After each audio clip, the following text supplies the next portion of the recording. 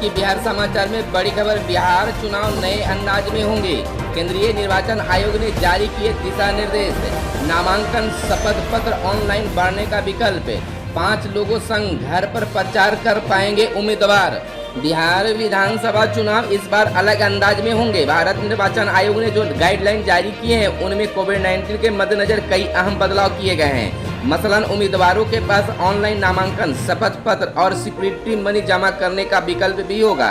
इसके अलावा नामांकन, चुनाव प्रचार, मतदान और मतगणना की प्रक्रिया में भी आवश्यक बदलाव किए गए हैं। भारत निर्वाचन आयोग ने शुक्रवार को बिहार विधानसभा चुनाव और देश के अन्य राज्यों के उपचुनाव के लिए कोविड-19 को ध्यान में रखकर गाइडलाइन जारी की है। इससे पहले आयोग ने 11 अगस्त तक सभी दलों से चुनाव और प्रचार को लेकर सुझाव मांगे थे। साथ ही राज्यों के निर्वाचन आयोग से भी इस पर सुझाव देने के लिए कहा गया था। इस सुझावों को ध्यान में रखते हुए ताज़ा गाइडलाइन जारी की गई है। भारत निर्वाचन आयोग ने चुनाव को लेकर जो विस्तृत दिशा निर्देश जारी किए हैं उनके अनुसार प्रत्याशी द्वारा ऑनलाइन दाखिल किए गए कागजात का प्रिंट भी निर्वाचन अधिकारी के समक्ष दाखिल किया जाएगा। दिशा निर्देश के अनुसार यह व्यवस्था वैकल्पिक रूप से की गई है। साथ ही पूर्व की व्यवस्था भी लागू रहेगी। नेट समेत 6 परीक्षाओं की तारीखें तय। DU, इग्नू, ओपनमैट, PhD समेत अन्य परीक्षाओं का कार्यक्रम हुआ तय। गृह मंत्रालय ने सितंबर में परीक्षा कराने की दी मंजूरी। नेशनल टेस्टिंग एजेंसी NTE ने UGC नेट समेत अन्य परीक्षाओं की नई तारीखों की घोषणा कर दी है। इनमें दिल्ली यूनिवर्सिटी की प्रवेश परीक्षा, इग्नू, ओपनमैट और PhD समेत अन्य परीक्षाएं शामिल हैं। NTA ने nta.sc.in पर नई तारीखों के संबंध में नोटिस जारी किया है। दिल्ली विश्वविद्यालय की प्रवेश परीक्षा 6 से 11 सितंबर तक होगी।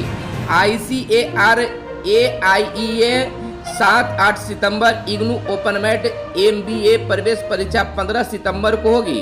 UGC नेट जून 16 से 18 सितंबर और 21 से 25 सितंबर, जबकि IUC PG परीक्षा 28 सितंबर, इग्नू की PhD परीक्षा 4 अक्टूबर को होगी।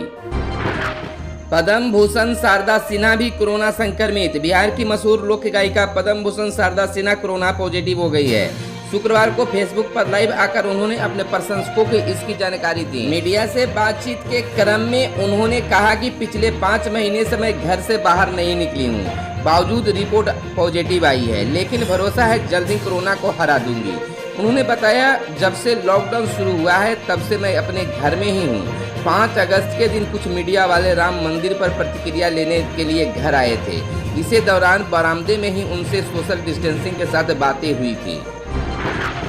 सुशांत सिंह राजपूत केस में CBI जांच शुरू। उच्चतम न्यायालय के हरी झंडी दिखाने के बाद CBI की टीम ने सुशांत सिंह राजपूत की मौत के मामले में जांच शुरू कर दी है।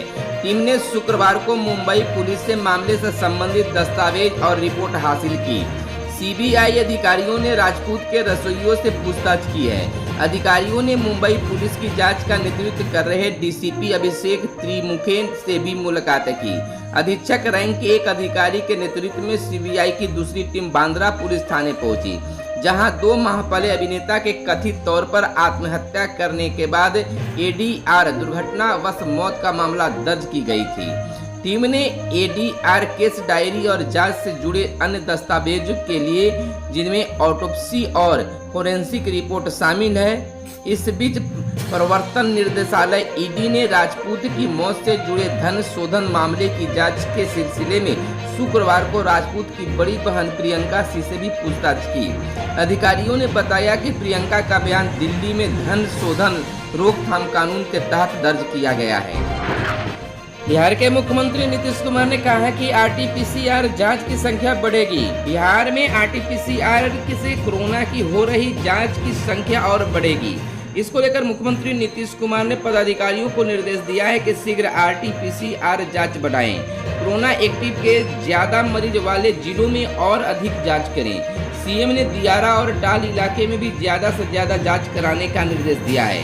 मुख्यमंत्री ने शुक्रवार को आने मार्ग स्थित नेक संवाद में वीडियो कॉन्फ्रेंसिंग के माध्यम से कोरोना संक्रमण से संबंधित समीक्षा बैठक की और कई निर्देश भी जारी किए। कहा कि RT-PCR मशीनों की और उपलब्धता शीघ्र सुनिश्चित कराएं ताकि जांच की संख्या में और वृद्धि हो सके। अधिक से अधिक जांच होने से संक्रमितों की पहचान हो सकेगी। जिससे उनका सही समय पर उपचार हो सकेगा और बाकी लोगों का संक्रमण से बचाया जा सकेगा।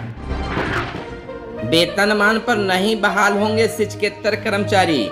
शिक्षा विभाग ने राज्य के राजकृत व प्रोजेक्ट कन्या माध्यमिक व उच्च माध्यमिक विद्यालयों में लिपिक व आदेशपाल पद संवर्ग को तत्काल प्रभाव से मरणशील घोषित कर दिया है। इन पदों पर कार्यरत कर्मी जैसे जैसे सेवानिवृत्त होंगे उनका पद समाप्त होता जाएगा। इसके साथ ही शिक्षा विभाग ने लिपिक की जगह विद्यालय सहायक और आदेशपाल की जगह विद्यालय परिचारी के पद के सृजन और उनकी जगह पंचायती राज संस्थान तथा नगर निकाय संस्थानों के माध्यम से नियोजन की स्वीकृति दे दी है। राज्य मंत्रिमंडल से पहले ही विभाग के इस प्रस्ताव पर मुहर लग चुकी थी। शुक्रवार को संकल्प भी जारी कर दिया गया है। विद्यालय सहायक पद सीधी भर्ती से भरा जाएगा व आवेदक को जिस नियोजन इकाई के स्कूल में नियोजित किया जाना होगा उसे वहां के निवासी होना अनिवार्य होगा।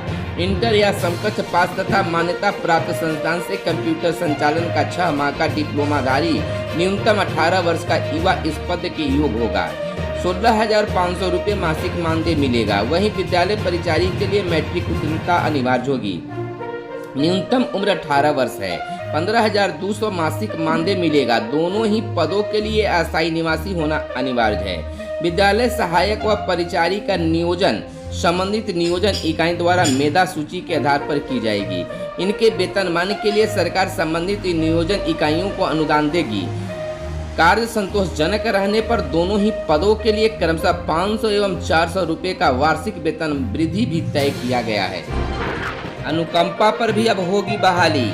सेवा अवधि में मृत हुए शिक्षकों व कर्मचारियों के आश्रितों की अनुकंपा पर लंबित नियुक्तियों का रास्ता भी साफ हो गया है। शिक्षकों के जो आश्रित शिक्षक पात्रता परीक्षा और प्रशिक्षण की डिग्री रखते हैं उनकी नियुक्ति में तो कोई समस्या ही नहीं थी, लेकिन जिसके पास ये डिग्रियां नहीं हैं वे पिछले कई साल से अनुकंपा नियुक्ति के इंतजार में थे। उनके लिए नियमावली में प्रावधान किया गया है कि विद्यालय सहायक व परिचारी के 50% रिक्ति अनुकंपा आश्रितों के लिए होंगे। मृतक शिक्षक अथवा कर्मी को अपने संबंधित नियोजन इकाई में आवेदन देने होंगे। विद्यालय सहायक पद पर नियुक्त आश्रितों को टंकन एवं कंप्यूटर सक्षमता जांच परीक्षा में उत्तीर्ण होना होगा। उत्तीर्ण नहीं होने पर उन्हें विद्यालय परिचारी के पद पर नियोजित करने पर विचार होगा।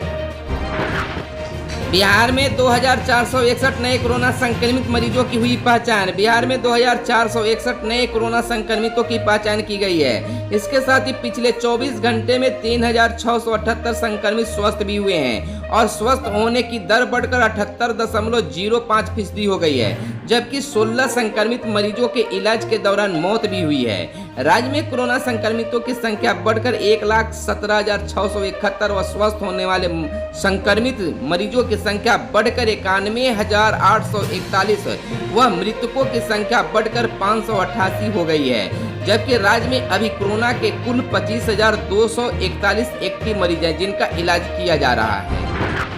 उप मुख्यमंत्री सुशील कुमार मोदी का आया शिक्षकों को लेकर बड़ा बयान। कहा मौका मिला तो शिक्षकों की अपेक्षाएं पूरी करेगा एनडीए। बिहार के उप मुख्यमंत्री सुशील कुमार मोदी ने शिक्षकों को लेकर दिया बड़ा बयान। कहा लालू राबड़ी राज्य में स्कूलों का बुरा हाल था। वर्षों से टीचर की भर्ती नहीं हुई थी। जो नियुक्त भी थे उन्हें मुश्किल से वेतन मिलता था। एनडीए सरकार आने पर जब बहालियां शुरू हुई तो तब चरवाहा विद्यालय खोलने वाले लालू प्रसाद ने शिक्षक अभ्यर्थियों की योग्यता पर सवाल उठाते थे। आज उनकी पार्टी उन्हीं नियोजित शिक्षकों के एक वर्ग को सरकार के विरुद्ध उकसाकर चुनाव जीतना चाहती है, लेकिन शिक्षक अपने हित अहित समझने में गलती नहीं करेंगे। उन्होंने कहा कि एनडीए सरकार से बिहार में पहली बार शिक्षक छात्र अनुपात को ठीक करने के लिए निश्चित वेतन पर शिक्षकों की नियुक्ति की और 2 चरणों में 3 लाख से ज्यादा शिक्षित बेरोजगार युवाओं को टीचर बनने का अवसर दिया गया था। 15 साल में इन शिक्षकों की सेवा शर्तों में काफी सुधार हुआ। वेतन 5,000 से बढ़कर 25,000 तक हो गया। उन्होंने कहा कि जनता ने फिर सेवा करने का मौका दिया तो शिक्षकों की बाकी अपेक्षाएं भी एनडीए सरकार ही पूरी करेगी। खबरों में आज बस इतना ही। धन्यवाद।